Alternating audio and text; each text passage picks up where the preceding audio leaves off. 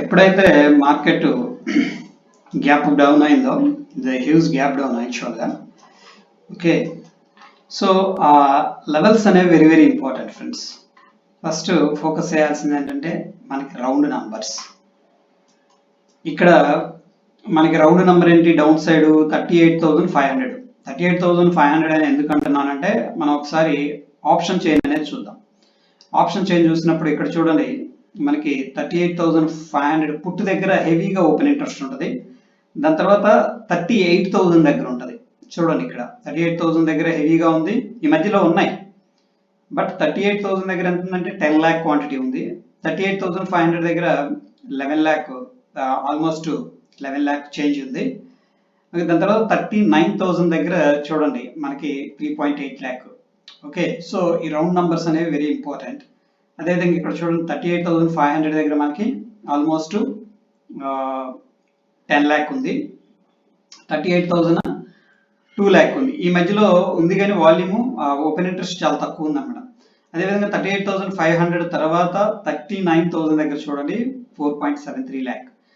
So చాలా మంది ఏంటంటే గ్యాప్ అప్ అవుతుంది, గ్యాప్ డౌన్ అవుతుంది, నెక్స్ట్ ఏం చూడాలి, గ్యాప్ అప్ నుంచి కంటిన్యూ అవుతుందా కిందకి లేకపోతే పైకి వెళ్తుందా అనేది మనకి వెరీ వెరీ ఇంపార్టెంట్. రివర్సల్స్ ఎక్కువగా ఎక్కడ జరుగుతాయి అంటే, నేను అబ్జర్వ్ చేసిన దాని ప్రకారం మనకి ఎప్పుడైతే రౌండ్ నంబర్స్ ఉన్నాయో, లైక్ ఏంటంటే 38,000 కావచ్చు, 38,500, ఆ రౌండ్ నంబర్స్ దగ్గరగా ఓపెన్ అయితే ఏం జరుగుతుందంటే కొద్దిగా షార్ట్ రికవరీ జరిగే అవకాశం ఉంది.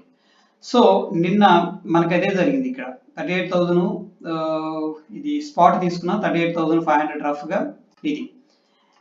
సో స్ట్రాంగ్ గా మనకి ఆల్మోస్ట్ 500 పాయింట్స్ డ్రాప్ అండి.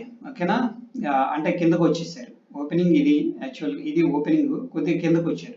ఎక్కడికి వచ్చారు, 38,500 దగ్గరికి రాగానే కొంత ప్రాఫిట్ బుకింగ్ అనేది జరిగింది. ఇక్కడ రెండు ఉంటాయండి, గమనించాల్సింది ఏంటంటే ప్రాఫిట్ బుకింగ్ చేయొచ్చు, లేదంటే ఫ్రెష్ గా బయింగ్ చేయొచ్చు. ఓకే, సో జనరల్ గా ఏంటంటే ప్యానిక్ లో ఉన్నప్పుడు ప్రాఫిట్ బుకింగ్ చేసుకుంటారు, అంత అగ్రెసివ్ గా బయింగ్ జరగదు. మార్కెట్ కాంటెక్స్ట్ అనేది వెరీ వెరీ ఇంపార్టెంట్.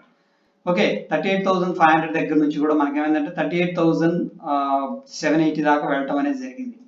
ఓకే, దాని తర్వాత 38,000 ఏదైతే లెవెల్ ఉందో 500, ఆ లెవెల్ దగ్గర మనకి హోవర్ అయింది, మార్కెట్ అనేది కిందకి వెళ్ళింది, బ్రేక్ డౌన్ జరిగింది. ఇది ఆరామ్సే మనకి 38,500 లెవెల్ కూడా బ్రేక్ డౌన్ జరిగింది. బట్ ఏంటంటే డిఫెండ్ కనిపిస్తుంది మనకి. చూడండి రిజెక్షన్ ఇక్కడిక్కడే హోవర్ అయింది. అది చాలాసేపు మనకి 10 నుంచి కూడా మనకి 12:30 దాకా, దానికంటే ముందు ఒక స్మాల్ కన్సోలిడేషన్ ఉంది, ఇది కూడా మనం తీసుకోవచ్చు. ఈ పాయింట్ కూడా రెసిస్టెన్స్ 38,550.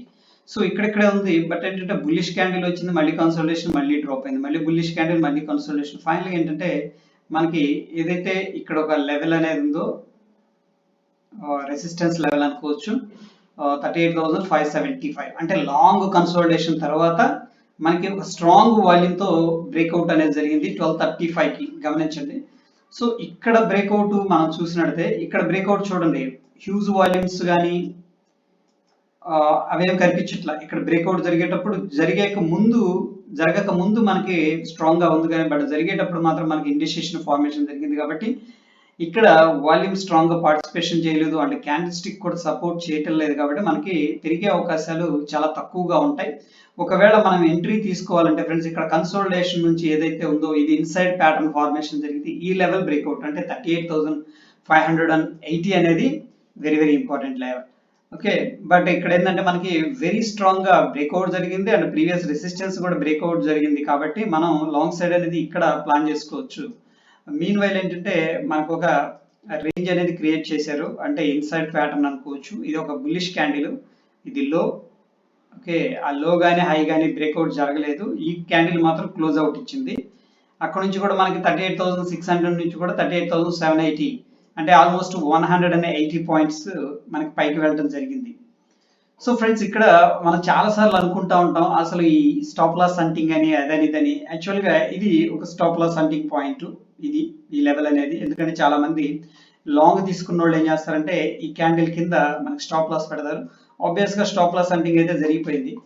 చూడండి మళ్ళీ చక్కగా మనకి ప్రీవియస్ గా ఏదైతే రెసిస్టెన్స్ లెవెల్ ఉందో, ఈ రెసిస్టెన్స్ లెవెల్ అనే దాన్ని ఎగ్జాక్ట్ గా బొంబార్డ్ చేసి అక్కడ నిజంగా పైకి వెళ్ళారంటే వెళ్ళలేదు. జస్ట్ ఇక్కడ ఎవరైతే షార్ట్ చేసిన వాళ్ళు డెఫినెట్ గా ఈ పాయింట్ దగ్గర స్టాప్ లాసెస్ పెడతారు. కాబట్టి వీళ్ళు ఏం చేస్తారంటే చాలా తెలివిగా ఈ స్టాప్ లాస్ ఆంటింగ్ అనేది చేసుకుని అక్కడ నుంచి కూడా స్మూత్ గా మార్కెట్ అనేది డ్రాప్ అయింది.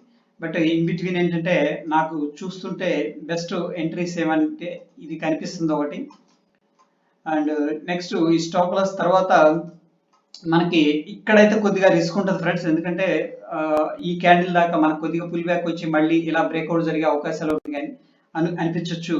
ఇది ఫస్ట్ ఎంట్రీ అనుకుంటే దాని తర్వాత నాకు కన్విన్స్ గా ఉన్న ఎంట్రీ ఏంటంటే ఇది ఫ్రెండ్స్. ఎందుకంటే full body candle and మారుబోజు candle మన క్యాండిల్ స్టిక్ లో కూడా చెప్పుకున్నాం. ఈ candle very very important down side అని చెప్పేసి.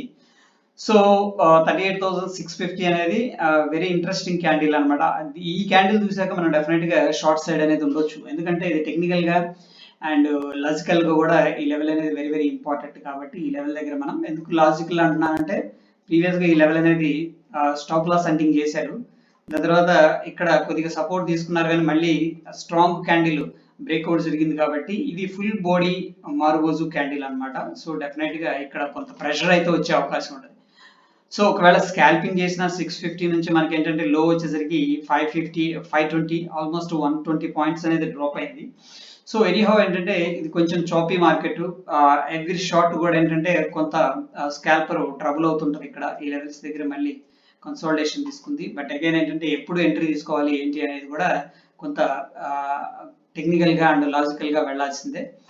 బట్ ఎనీహౌ ఏంటంటే ఇక్కడ మనకి ఎప్పుడైనా నెక్స్ట్ గ్యాప్ అప్ జరిగింది అనుకోండి, ఈ లెవెల్స్ అనేది వాచ్ చేస్తూ ఉండండి. ప్రైస్ యాక్షన్ లో ఈ లెవెల్స్ అనేది చాలా చాలా ఇంపార్టెంట్ రోల్ అనేది ప్లే చేస్తాయి ఫ్రెండ్స్. ఎందుకంటే చాలా మంది ఇక్కడ స్ట్రక్ అయి ఉంటారు. ఎవరైతే లాంగ్స్ హోల్డ్ చేస్తున్నారో వాళ్ళు ఈ ప్రైస్ కి వస్తే చాలు మనం ఎగ్జిట్ అయిపోదాం అని వెయిట్ చేస్తుంటారు. కాబట్టి సో ఈ లెవెల్ నెక్స్ట్ గా ఒకవేళ వస్తే మళ్ళీ ఇక్కడ కొంత సెల్లింగ్ ప్రెషర్ అనేది వచ్చేసి ఉంటుంది. అప్పుడు మనం ఏంటంటే పుట్ సైడ్ అయితే ప్లాన్ చేసుకోవచ్చు. ప్రస్తుతానికి ఏంటంటే మనకి ఒక రేంజ్ లో ట్రేడింగ్ అనేది అవుతుంది కన్సాలిడేషన్ లో. ఈ కన్సాలిడేషన్ జోన్ అనేది మళ్ళీ తీసుకొని ఒకవేళ డౌన్ సైడ్ జరిగితే ఫర్దర్ గా డౌన్ సైడ్ అయితే ఉండే అవకాశం ఉంది. డైలీ టైం ఫ్రేమ్ లో ఒకసారి చూద్దాం. ప్రస్తుతానికి ఏంటంటే మనకి కొంత కాంట్రాస్ట్ కాంట్రాక్ట్ అవుతున్నట్టు కనిపిస్తుంది. చూడండి ఇక్కడ మనకి అప్ సైడ్ కావచ్చు డౌన్ సైడ్ కావచ్చు కొంత కన్సాలిడేషన్ జరిగే అవకాశం కనిపిస్తుంది. వాలటిలిటీ తగ్గి ఎయిదర్ సైడ్ అప్ సైడ్ కావచ్చు డౌన్ సైడ్ కావచ్చు బ్రేక్అవుట్ జరిగితే it's a good trendy move అనేది వచ్చే అవకాశం ఉంటుంది.